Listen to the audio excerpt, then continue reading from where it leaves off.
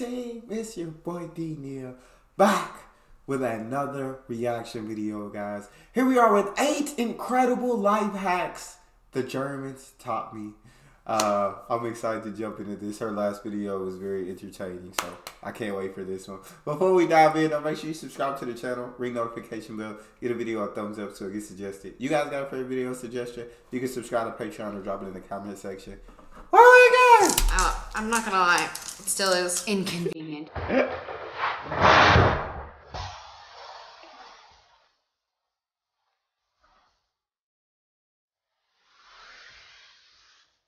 Hello you guys, and welcome back to the Life in Germany channel. If you've not been here before, my name is Jenna. I am a Canadian who has been living here in Germany since 2014. And over here on this channel, I have been talking about my culture shocks, my experiences. I dive in and chat with experts about different topics that will help you guys relocate over here to Germany. And of course, you can also check out lifeingermany.com or the freebie checklist if you're moving to Germany yourself. Who doesn't love a good life hack? Well, the Germans, in my mind, are some of the best people to talk to when it comes to life hacks. They somehow seem to invent some of the most brilliant things that this world has ever come up with. But those small, simple things that change our lives, sometimes we have the Germans to thank for. Now, this doesn't mean that everybody in Germany knows these life hacks and follows these life hacks. These are the life hacks that I have learned from my family and friends here in Germany that have changed my life for the better. Actually, a lot of these tips came from you guys, so I have you guys to thank for all of these brilliant life hacks. Here are my favorite that I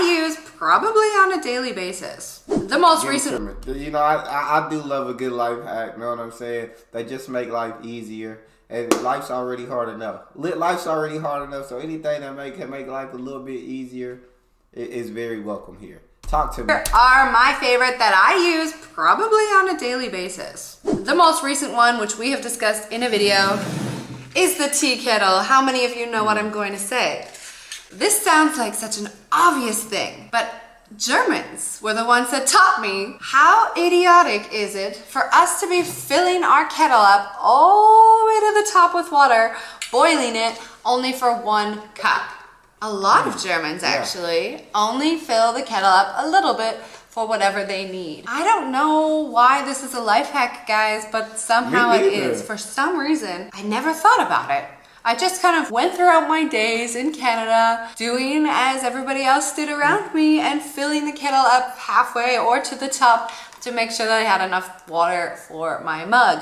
You only have to fill it a little bit. Why would you just put the water in your mug and then put the water in the kettle and just heat that up? I don't see that one as a life hack. Is more so I feel like that was more logic. But I mean, in America we don't really use tea kettles. I don't drink tea. So I guess I wouldn't know, but that would just seem like the logical thing to do. So that I had enough water for my mug. You only have to fill it a little bit. Another one that came from you guys when I was complaining about renovating a house here in Germany. And that has to do with the Zollstock. I used to be driven nuts by this baby here. I'm not gonna lie, it still is a little bit inconvenient. Don't get me wrong, I do still love my retractable one, which we often use in North America, but a lot of you guys told me several different reasons as to why the Zollstock is actually a much better option. I didn't agree with all of those points, but what I did agree with is that the Zollstock is actually a fantastic tool to measure corners, right? You can't really use the retractable one to measure a corner. So brilliant, absolutely brilliant. Recently, I also published a video on things that Germans do in the home that you might not necessarily recognize in other parts of the world. And one of those things was something that I had learned from my German family in Berlin, and that is the handy dandy sandwich box. And I just basically slide it back into the fridge after I'm done using it, and it contains everything that you need with like your cheeses and your meats and everything for your sandwich. Pop it out in the morning if you're German and you like to have sandwiches in the morning, or for lunch or dinner, Abendbrot. This is super practical. Why have I never thought about just having a sandwich box? I'm trying to think in my head of why I haven't thought of this, because it's just logical. Now I feel a little dumb. Like, just have a sandwich box. Wow. I feel like I've been enlightened today, guys. I don't even need to see the rest. I've been enlightened. Sandwiches in the morning or for lunch or dinner. This is smart. This is super practical, so you don't have to take everything out and put it all back in. You just slide it out of the fridge.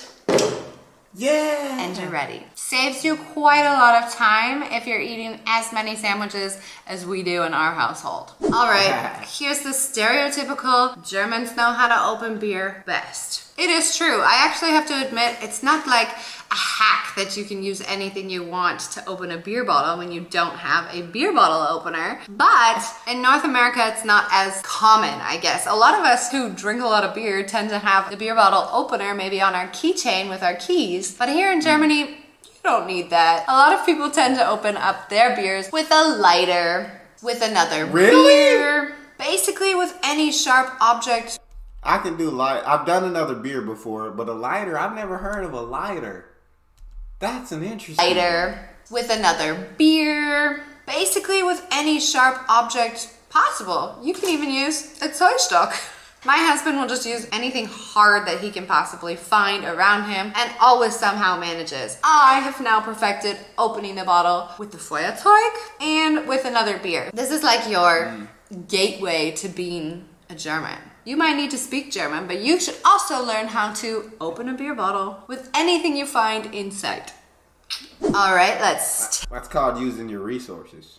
Take it to the bedroom. I like it. So when it's laundry day, which it is today for me, I have my son's pillow here. This is the German version of the one that I always say I miss in Canada. 80 by 40 instead of 80 by 80. I think we have 70 by 30 in Canada. Anyway, there's not many pillowcases for these. So if you get like a normal set with the sheets and the pillowcases, well, chances are they're gonna look a little bit like this one here. That's a square.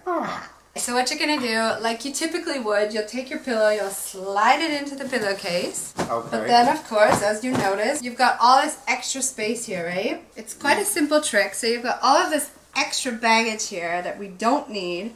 And what we're gonna do actually is take one side and just shove it in there, push it down to the corners. Okay. That's what I typically do. And then on the other side, like the obere Seite, the other end, you just push in to the bottom corners as well, and voila. It's like this tight little sack that doesn't come apart.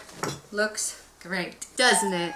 That's perfect. Another 2-in-1 life hack here is that when you're taking off a sheet, you usually take it off when it's inside out. You don't have to worry about it being inside out. You can wash it inside out because you're actually going to put it back on inside out. And I say, well, of course I learned this in Germany, and of course I learned it from a German, but I think the reason why I didn't know this before is because in Canada we don't actually change this sheet that I'm about to show you, or this duvet cover, whatever you'd like to call it, because we actually have a fitted sheet and then we have a sheet in between, like another thin cotton sheet or flannel sheet or whatever in between, and then the duvet. Of course we wash it, just not as often as the Germans wash it, because the Germans use their duvet really to wrap themselves in, which means it's often getting it more dirty than it does in North America. Here's the trick. You stick your cans in to the far corners. This one actually goes on sideways because I sewed this myself and decided to sew it sideways. And then you grab the corners of the sheet like so. It's easier when you're doing it with a small sheet. My son's sheet is a double, as we call it in Canada. Otherwise, in Germany, this is a 140 by 200. And then you basically just shake, shake, shake. Shake it up. Then go for the bottom two corners, so you can shake those ones in too. Voila. Put the buttons back, and good as new. But yeah, I've never used one of those. Like she said, it's always like the fitted sheet and then another sheet on top of that, and then you got your comforter. whatever you a duvet. Is that what it's called? That's very interesting. I like it.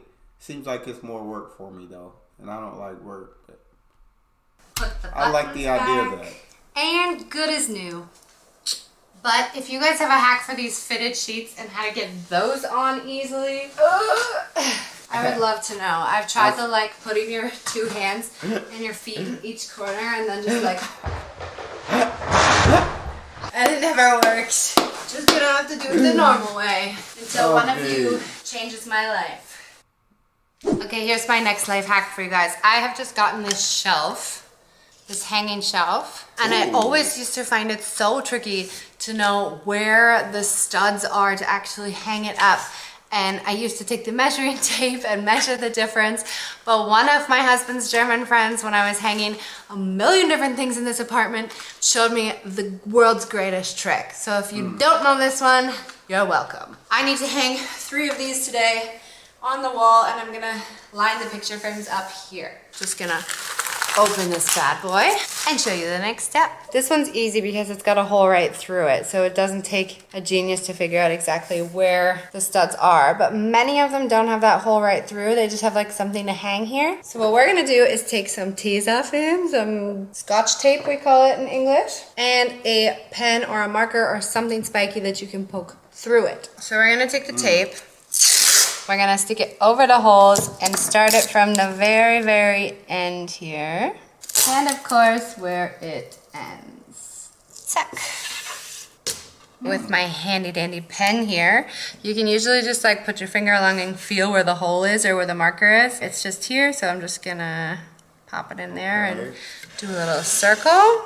And over here, there it is. And I do it as big as the circle is so I know how much space I'm working with. Grand finale. Pop the tape off, take your frames off. All you need to do now is you've got your tape, that's the length of the shelf, you know where the holes are. You just line it up where you'd like to have it, make sure that it's straight. You can obviously use a Wasserwaage, or what do you call it in English? Leveler. I think we call it a leveler. You just stick it to the wall temporarily, hammer in your 2 nails or your dubbeln. I'm forgetting my English today. What's dubbeln? Those studs that you put in the wall, and then your screws. And then once you're done, you take the tape off. That makes complete sense. And you're good to go. And to end this video on a sappy note, I will go ahead and say the biggest life hack I've learned from Germans is to be honest. I think I do that too often in my videos. It is like game changing, guys. Be honest. Seems like such a simple thing. You're like, well, why wouldn't you be honest? Well, you probably know if you've watched any of my videos before that we have a thing where we really like to sugarcoat pretty much everything in North America. So in Canada, if we have something to say or you've asked us to say something, we're gonna sugarcoat it and beat around the bush as much as we possibly can in order to avoid hurting your feelings maybe or being too direct or too insincere. But I have to be honest, this life hack has probably saved me the most time in my life here in Germany, simply because people put it as it is, they say what they want, you don't have to be left guessing what's gonna happen. Are we gonna hang out on this day? A German would be like, no, I'm busy. Versus a Canadian would just like try to make you happy and be like, well, I have this and this, but I'll let you know, if I can somehow manage to move it around, then that would be great. I'd love to hang out. No more beating around the bush for me. Being honest has been the best life hack. I hope you liked this video, and I hope this has inspired you to think about some of those life hacks that you absolutely love, whether you're German or you're living in Germany as a foreigner or not at all. I'm obsessed with life hacks, as I'm sure many of you are. TikTok and Reels, it's all the big deal right now. So if you have any that you would be excited to mention and let all of us know about, I would love to hear your life hacks. Vielen, vielen lieben Dank und wie immer, bis später. There were a couple of these that I could definitely use that I felt like enlightened, that I was like, why have I not thought of that? Like, I feel so dumb for not thinking of that. That's a great life hack. It would make life easier. And once again, she's definitely great at making videos. It's very enjoyable. That's all we got. To be entertained and informed and educated in the same video. You can't ask for more. Make sure you subscribe to the channel, ring the notification bell, get a video a thumbs up so it gets suggested. If you guys got a favorite video suggestion, you can subscribe to Patreon and drop it in the comment section. subscribe to the channel, ring notification bell, get the video a thumbs up so it gets suggested. Social media, Patreon, all up top. You can subscribe to any of it. Put all the links in the description. All you gotta do is hit the link, follow me, talk to me. Love talking to you guys. You guys are the most incredible team on YouTube. It's your boy Neal. Out.